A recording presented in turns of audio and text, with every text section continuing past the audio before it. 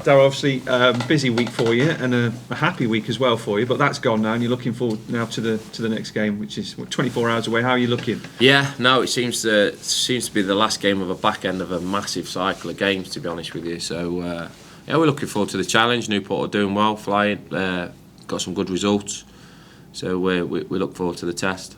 Do you get much time to rest and rethink about training and matches coming up, because it's so busy, isn't it, at the minute?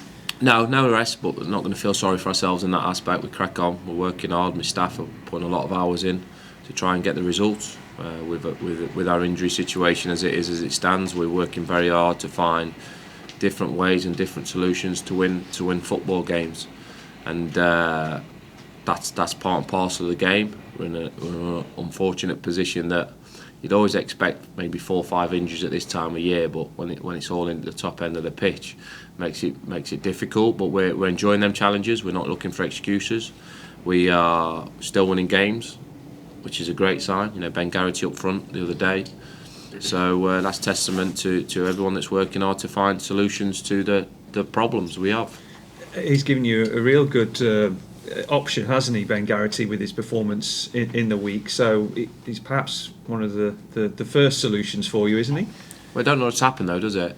It's testament to the coaching staff. You don't just wander up there and go, oh, we'll just chuck him up there.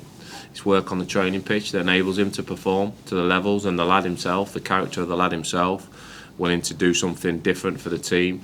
We talk about that togetherness and the spirit within amongst the lads, but it's backed up out on the pitch, and Ben Garrity epitomised that for the other day, playing a position that he's not used to. Scores 2 goals, centre forward goals as well, may I add. And when we discussed it as a staff, we thought he'd be the ideal candidate if needed to be to play him up top. That must please you, the fact that you've got a really good, strong backroom team. And I know when you came to the football club, you came pretty much on your own. A lot of managers might bring 1 or 2 familiar faces with them, but you didn't do that. You started afresh, and to see the backroom team that you've got, that must really please you and make you happy. Yeah, no, listen, I'm really pleased with my backroom team. We have a very open office. We have a lot of nitty-gritty conversations, and I get all that experience around me, and I'm an experienced manager now, but I get all that experience, and we dig each other's brains. We're digging out, looking for solutions, how we work in training, how we need to perform and do things to try and, to win football matches is the end of is what you're looking for. And the staff that are working behind the medical team, S&C coaches, analysts, we're doing everything we possibly can to try and bring success to this football club, but it should be a given, but it's sometimes not. But I'm really pleased with my backroom team of how it works together. Yeah, you've clearly got that trust amongst you. Do you like being challenged on certain things? If one of your staff thinks perhaps you might be wrong on 1 or 2 things, or well, they ain't sitting in my office if they don't. If I'm honest with you, I can't stand yes men. I ain't got time for it, to be honest with you. I'm not one of those managers that sits in a manager's and drinking his coffee on his own all day. I have my staff around me. We have plenty of nitty-gritty, like I said, nitty-gritty meetings of, come on then, what's your thoughts?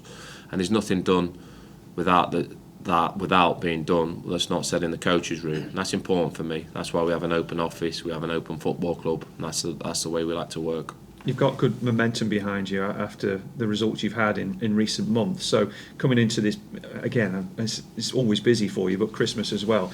You've highlighted those problems up top, but it's good to have that winning mentality, isn't it, despite the problems that you're facing within your squad? Oh, certainly, yes it is, but it doesn't get any easier, does it? We pick up another couple of injuries the other night, and we have to, like you say, it doesn't get any easier, but we've got a determined group of players to know that each game we have a game plan. That's with a fully fit squad or without a squad, and that's how we like to work at each game. And I get the mickey taken out of me for this, but we treat each game as a project, and then we move on to the next one, and then we'll be doing exactly the same against Newport. That got a cracking result, come back in midweek themselves. New manager's been in, started really bright, so we expect a tough test. It's great that the fans can get excited around Christmas and around your results. You're keeping your feet on the ground, as is your squad. The league's incredibly tight, isn't it? And you look where Newport are; they're out of the top 6, but they're not too far behind where you are. I think we say it in every league, don't they? We say it every year, same conversations every year. The league's tight. You can, 2-3 wins, you're up there. 2-3 wins, you're not up there. It is what it is. It's for me. I try and come away from tables. Yes, I do. Look, I've said that before previously, but for me, it's about performance, game plan, performance. What we can do. That's all that matters to me. I'm not interested in what other teams are doing or where they are. The table speaks for itself at the end of the season, and if you've got enough wins, you've achieved your goals. If you haven't, you don't. So we come away from that to a certain extent and just keep building towards the next game. You mentioned about the problems at the top of the field. You had a couple of injuries or players coming off. Were they precautionary with David Worrell, Devante Rodney? What's the latest? Tell you what I'll do, mate. I'll tell you tomorrow after I've done the team sheet, mate. Yeah, so we're not going to. I'm not. I think that's fair. Yeah, that's fair, isn't it? I don't mind mentioning it after the game. I've said it before. I'm not going to do the other manager's job for him and let him know who's in and who's out. He can do that himself, can't he? Can work away. So what I will say is my team will be well prepared as possibly as it can be, and we'll be ready to give it a good go to try and get the 3 points.